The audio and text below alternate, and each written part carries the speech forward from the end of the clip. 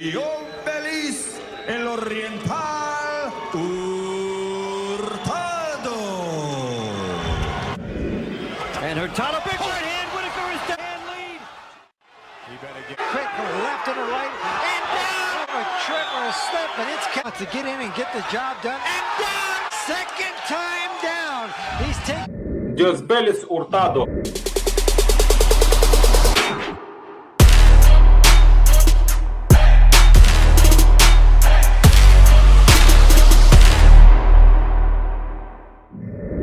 Bliss, I am glad to welcome you to my YouTube channel Victor Ialimov Boxing Studio. It is good that we finally managed to contact you. I would like to talk to you today about your career, amateur and professional. Previously, I have already done a number of interviews with Cuban boxers such as Adlaner Solis, Felix Savon, Hector Vinin. First of all, it is an honor for me that you give me the opportunity to take part in this interview. I am very grateful to you. And even more so you contacted me through my close friend who lives in Cuba. And also thanks to him I am in touch with you at the moment. To begin with, I would like to know where you live now and what you do. How I left boxing, I decided to settle in Spain. In Spain, I live off my savings. That's one thing. On the other hand, I run social projects to get young people involved in sports. I also work with the disabled and people who depend on medication. I also have clients to whom I give boxing lessons. Tell me, please, about your results in the amateur ring. My amateur career was very short because I was 21 years old when I left Cuba. However, I managed to box with national champions of Cuba, Olympic champions, with boxers like Mario Candelan, Joel Casa Mayer. Can we say that you are the first Cuban boxer to escape from Cuba? I was the first and youngest boxer from Cuba to leave the Cuban national team. I was the man who opened the doors for other generations that followed me. I had many problems and difficulties. In Cuba, I am considered a traitor and an enemy of the Cuban Revolution. My family and I are still paying for it. Tell me how you ran away to Cuba. How did it happen? In 1994, I ran away from the national team when we were in Miami for a match against the United States. At that time, I had already been the best boxer in Cuba for 2 years in the May weight category up to 60 kilograms and already enjoyed authority, since I left the national team early, so I never got to the Olympics. And in a match against an opponent from the United States, I won. It's a pity that you can't find a recording of this fight on the internet. I also defeated famous Cuban boxers, including Mario Candelan, a 2-time Olympic champion, 3 times, once with a knockout and twice with a crushing score. Diosbelys, please tell us about the legendary coach. He is a legendary coach not only in Cuba, but also in the world. This is Alcides Sagarra. What do you think of him? Alcides Sagarra. Alcides Sagarra is a controversial figure. He is a legend, but also a tough dictator. I know him very well. I lived with him for many years and know him from different sides. He is an active member of the Cuban government. Since the time of Fidel Castro, he swore to him that he would not let a single boxer go to another country. I was one of the first to escape. Sagarra used his influence very well. I was not even allowed into my homeland, to the funeral of my mother and father, and like a real dictator, he imposes his opinion on the coaches, and to this day, all the coaches praise him even from a distance. Because of the political support Sagarra had and has, I am still subjected to persecution, negativity and lies about me.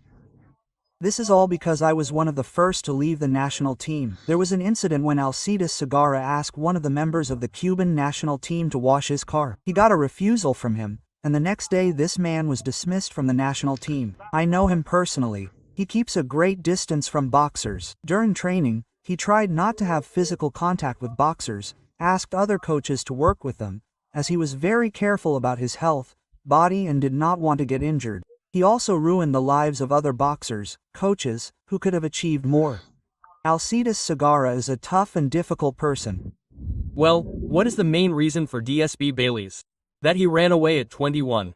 I did not think of staying in the United States, but when you start thinking about the future, you understand that the financial side decides the issue. I did not like Cuban politics, and after I ran away from the national team, a smear campaign against me began. It all cost me very dearly. I am a true enemy of the Cuban political system, although I have never said this publicly. 97. Fight with the legendary Pernell Whitaker. You were fighting on points until the 11th round. There was a knockout in the 12th round. Tell us about the fight itself and what actually happened in that fight. Didn't you see that punch? Are you tired? As for that fight, I think about it every day and I can't forget it, because after that fight the doors of big-time professional boxing opened. I felt very good in the fight. It was comfortable for me to box with him, but at some point, for a split second, I lay back, as if I'd missed a punch. I can't explain what actually happened. That's all I can say about that fight. 98. The fight with the legendary Kostya Tszyu. By the way, I watched that fight recently. You boxed a 10-round fight in 2 weeks. And then such a fight with a difficult opponent. Why did you choose that fight that didn't work out at all in that fight against Kostya Tszyu? I've been boxing all my life. And as soon as they told me that I had to box, I agreed and went boxing. That's what happened here. I was a young and different boxer. It doesn't matter how talented or strong a boxer you are, the main thing is to have a team. And I basically didn't have one. I was sent like to the slaughterhouse. I needed more rest before the fight through India. And I went out for that fight with 2 injured hands. They injected me with painkillers to take away the pain. The fight with Kostya came unexpectedly, and I had to take it. Nevertheless, our first round was very good. You saw it yourself. Also, the fight took place outdoors. It was cool, and the surface in the ring was too soft. It was not what I was used to. I fell a lot, and my legs seemed to sink into the ring. That's why I got tired very quickly. But the most important thing is that I didn't have my own team. That was the cause of all the problems. That evening everything was different, not like usual. These moments prevented me from defeating Konstantin Tszyu. Diosbelys, please compare Pernell Whitaker and Kostya Tszyu. I think they are the best boxers in history. They have different boxing styles. Kostya Tszyu has an Eastern European style. Whitaker has an American boxing style. Kostya is a very strong, punching boxer, and Pernell is more mobile as a boxer. Whitaker and Kostya would meet in the ring together, who would win? My opinion is purely subjective and based on sympathies. I like both boxers very much, but I think Pernell has more advantages over Konstantin. Pernell Whitaker would probably win. Looking at your career, what did you lack to become an even more successful, more legendary boxer? Now I will tell you something that I have never told anyone before. After the fight with Whitaker, I became a completely different boxer. Before that, I moved with an extra punch. A lot of unnecessary things are due to ignorance. But I should have looked after my health more. After the fight with Whitaker, I had 27 more fights. Even though I boxed with a tumor in my head. I never told anyone about it before. What I'm telling you is very hard for me to say emotionally. Because I have a tumor, I had to undergo tests before fights in certain states, because there are different rules for medical examinations before fights. And I could get around that. That's how I boxed and still live. Nobody knew about it except my doctor.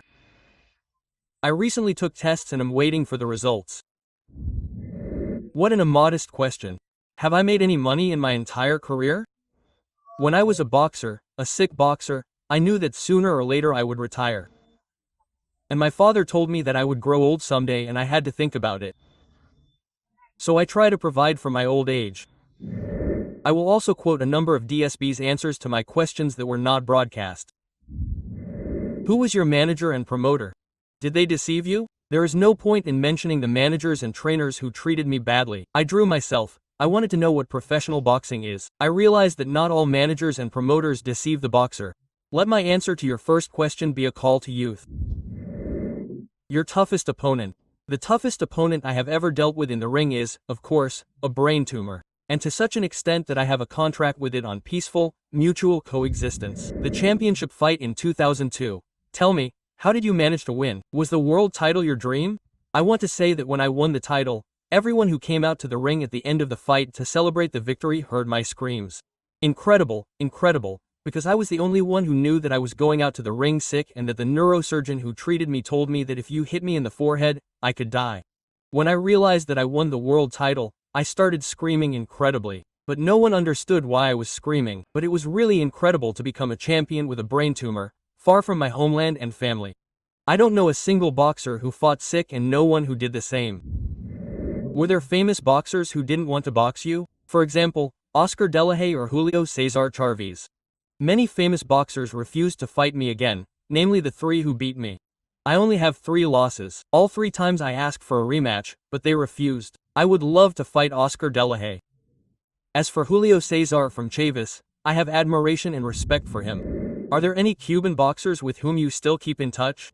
Among the Olympic and world champions, I have a lot of friends, but I'm most in touch with Hector Barrientos, who lives in the city of Santiago de Cuba. Also after our conversation I asked to be connected with Kosamur Rigonda or Gamboa, to which he replied, well, Kazmair and I have been friends since childhood. We even fought twice in Cuba. I won the first time, and he won the second. Quote, in Cuba we spent time together. It so happened that I have Kosamayor's number.